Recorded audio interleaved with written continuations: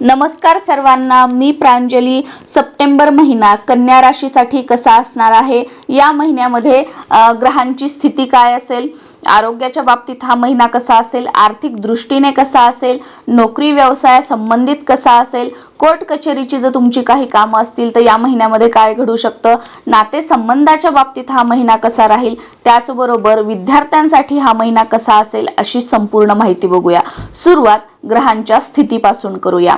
या महिन्याच्या सुरुवातीला धनस्थानात असलेला शुक्र गुरु सोबत महिनाभर मुक्काम ठोकून राहील। 2 सप्टेंबरला व्ययातला बुध आणि 17 सप्टेंबरला व्ययातून राशीत येणारा रवी, तसेच बुध पंचमातला मंगळ केतू योग आणि लाभातला राहू, चतुर्थार्थातला शनी हे ग्रहमान पाहता कन्या राशीच्या जातकांसाठी हा महिना दोन्ही प्रकारच्या म्हणजेच सुख आणि दुःख अनुभवन एकाच वेळी अनुभवण्याचा योग आहे। आरोग्याच्या दृष्टीने बघायचं झालं तर हा महिना उत्तरार्ध प्रतिकूल राहील। शारीरिक पीडा, मानसिक ताणतणाव अशा प्रसंगाला सामोरं जावं लागेल।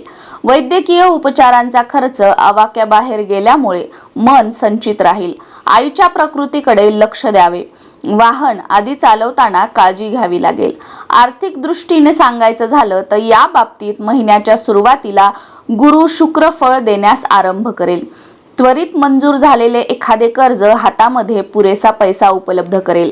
आर्थिक नियोजन करताना मात्र काळजी घेणं सोयीस्कर ठरेल। ही स्थिती मात्र उत्तरार्धात काहीशी बिकट होऊ शकते। उत्तरार्धात महत्त्वाचे निर्णय घेणे टाळावे, अन्यथा एका मोठ्या आर्थिक फटक्याला सामोरे जाण्याची शक्यता आहे। नोकरी व्यवसायाच्या बाबतीत ह्या महिन्याची सुरुवात उत्साह आणि भपकेबाज होईल। जसा जसा महिना पुढे सरकेल तसं तसं तुमचं मनोबल क्षीण होईल। अनपेक्षितपणे काही अनिष्ट बदलांना सामोरं जावं लागल्याने मानसिक तणाव वाढेल। महिन्याच्या उत्तरार्धात संपूर्ण जग आपल्या विरोधात गेलं आहे अशी भावना तुमच्या मनात निर्माण झाल्यास त्यात काही नवल नाही। या बिकट स्थितीला सामोरे जाताना मेहनतवर विश्वास ठेवा आणि सकारात्मकता ठेवल्यास हा महिना सहज काढता येईल। व्यवसायाच्या बाबतीत आर्थिक समस्यांना सामोरं जावं लागेल। सुरुवातीला ग्रहांची अनुकूलता असेपर्यंत महत्त्वाचा कार्यभाग उरकून घ्यावा। उत्तरार्धाची तरतूद अगोदरच करून ठेवावी लागेल। कामाची गती टिकवून ठेवताना प्रचंड कसरत तुम्हाला या महिन्यामध्ये करावी लागेल।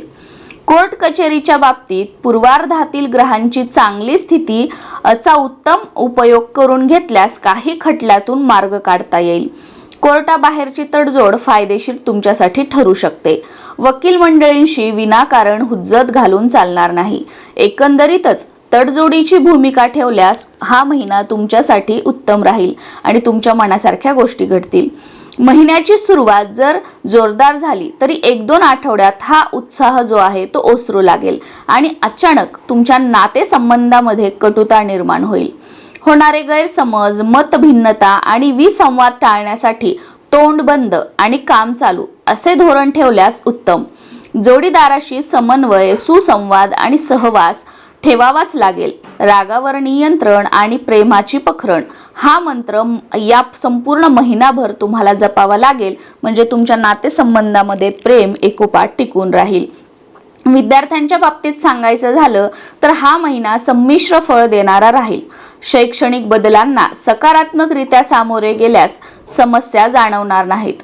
अभ्यासक्रमाची आखणी, उजळणी आणि शिक्षकांशी संवाद हा उपक्रम राबवावा लागेल।